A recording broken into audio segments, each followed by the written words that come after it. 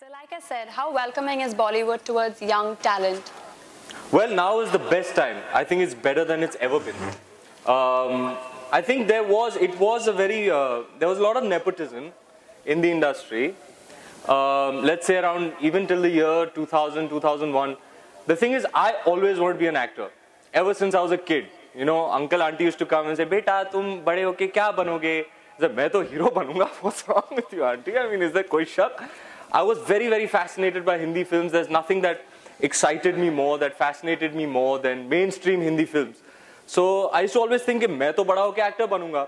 But you know, when you're in 10th grade and these questions start seriously cropping up, you know, what is it really that you're going to do with your life?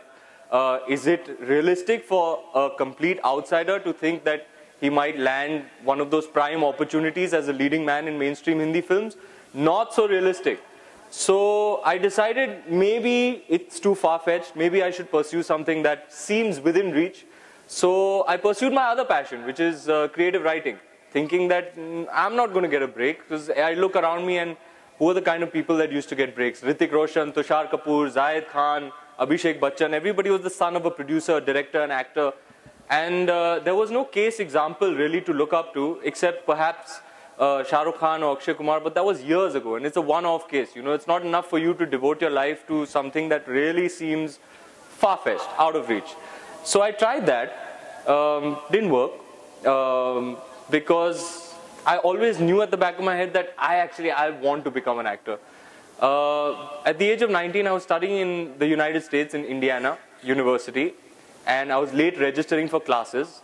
I've gone there now to study to become a copywriter, thinking I'll get a job in maybe New York, Chicago, work myself up to being a creative director, come back here, settle down in India, join, I don't know, O&M, JWT. I had interned with them and it seemed I had a future in writing as well. So at age 19, I was taking this drama class. I just happened to be in there and it was acting one for non-majors.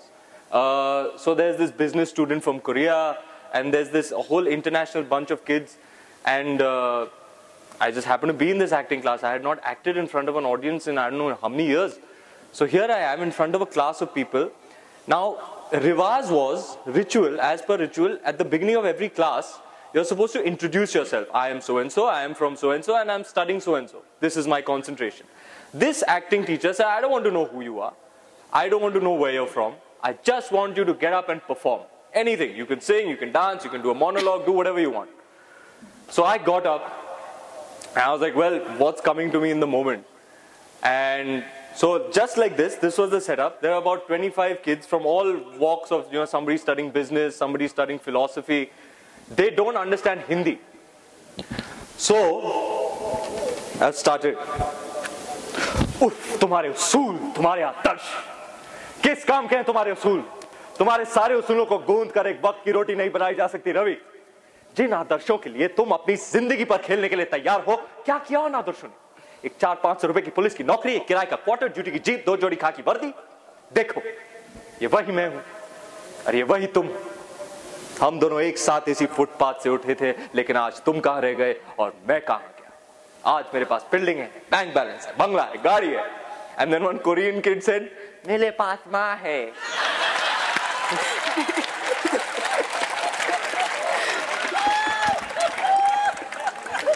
Now may I ask you a serious question? Didn't happen. But anyway, what I did realize is that I went back to my seat and I heard applause after I don't know how many years. And I was like, shit, this is it, man. I don't want to be 35 and look back and say I should have taken my chances when I was 22, 23. I want to be an actor and I'll take my chances while I'm still young. So I called my dad. And I was like, Dad, I actually want to come back and I know you've invested all this money into this degree, but what I really want to do is come back to Bombay and try and become an actor. He said, Beta, jo bhi kare, tu dil se karna.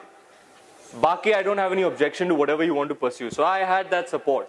Came back to Bombay and it was a hustle for maybe 3.5 years.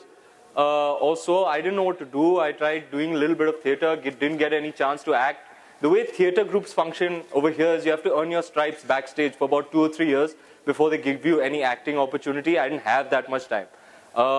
Tried theatre. I tried becoming an assistant director. I was getting, it starts becoming very frustrating after a point because the opportunities seem quite bleak. There's so many lakhs and lakhs of guys who come from all over India, from the smallest of towns to the biggest of cities, and they first have to battle Bombay city. You know, it kind of can take its toll on you. The rent, this situation, that situation, the travel situation. It's not easy to come from outside, live in Bombay and try to make it into mainstream Hindi films as an actor. There are lakhs of guys who've been wanting to do it, and there aren't enough opportunities, to be honest. Fortunately, I was lucky enough that I always had a roof over my head and a square meal because my parents are from Bombay. I'm born and raised here. So I had that advantage. I made a portfolio and I spread it across whatever casting directors, little producers, directors, assistant directors that I knew. I got a call one day from Yash Raj Films, the premier banner of the country. And they said they're auditioning for this part. And I knew this is it. This is what I've been waiting for. This is that big break, that opportunity. If I crack this audition, then things would start rolling. And I did. It all happened. I was having a good day. Sometimes as an actor, you have an off day. I was having a good day.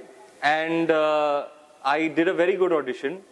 And I got selected. And I think credit to Mr. Aditya Chopra, really. He is an industry leader of sorts, a pioneer of sorts. His whole agenda, and he admits this to me, was that the balance of power in the industry was skewing too much towards the actors, the stars. He is a producer. He's for all practical purposes the biggest producer in the country. But he was at the mercy of stars at that point before he launched me, thinking that, okay, if I need to make a movie, I have to wait 6 or 8 months till this person gives me dates. And the kind of money he's charging me doesn't fit into my business model. So he found a dire need to launch new talent. And talent that he backed on the basis of merit and not necessarily lineage. So I think he had the foresight to see that it is the need of the hour is to launch talent on the basis of merit, and he took the step. He took a big risk. Guy from nowhere to make a film for about 15-20 crores at that time. It is a risky proposition. But he did it. He took the risk, and credit to him for the fortitude for doing so. It clicked, it worked, and I am proud to say that I was a small part of a changing trend. Band Baja happened. He launched, then Pariniti, Arjun, Sushant, Ayushman, Aditya, all these guys followed, who really have no family in the industry per se, barring perhaps Arjun. But I think the industry trend is changing. There is more movies are being made of all scale, big, small, medium, and there are opportunities now, not just in the field of acting. More movies are being made, and you can be anything. You can be an editor, cinematographer. So the avenues are opening up. I think the fact that more movies are being made, and now after having seen a case example, more and more producers have the confidence to back new talent on the basis of merit as opposed to perhaps lineage. So it is really opening up, and it honestly is the best time to be in the industry, and I say cheers to that. Cheers. Okay. So, as per our quick chat that we were having before you made your grand entry, you are self-admittedly a method actor. How hard has it been for you to snap out of a character once you breathe life into it? I think I'm relatively new. I think it's a very relative thing, to each to his own. There are different types of actors. There are actors who find it very easy to detach themselves from their part. I'm not one of them. I find it very difficult to not let there be any spillover of the character in my own personal life. For instance, a very surface thing, like perhaps a language. I did a little bit of research on how Delhi guys speak, and I kind of used that for my character in Band Baja Barat. And believe me, for 5-6 months, even after the shooting of the film was complete, I couldn't stop talking like that in my real life. I talked to my family like a Delhi boy. So you tend to immerse yourself so much sometimes into a character that it consumes you. And I am not so adept at detaching myself yet. As you get a little bit more experienced with acting, with the craft, you learn how to snap out of it. but I don't manage to very easily, admittedly, till date. Lutera, perhaps, is another example. There's a scene towards the end of the film where I get shot dead. And I had never been shot dead.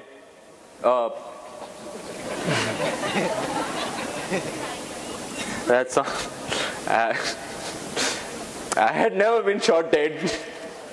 Sounded anyway. So I had never been shot dead, right? So I'm thinking, okay, let me try and live this. Shit, I'm really on a roll, huh? I had never been shot dead. Let me try and live this. So, okay, so I played the scene out, and that night I went to sleep at like 9 o'clock. Till 2 in the morning, every half an hour I'd wake up with because of a different nightmare. That something or the other happened and I got shot dead and I'd wake up in a cold sweat. And then I'd go back to sleep, and half an hour later I'd wake up again in a cold sweat, having had another nightmare where again I get shot dead. So that was a rough night.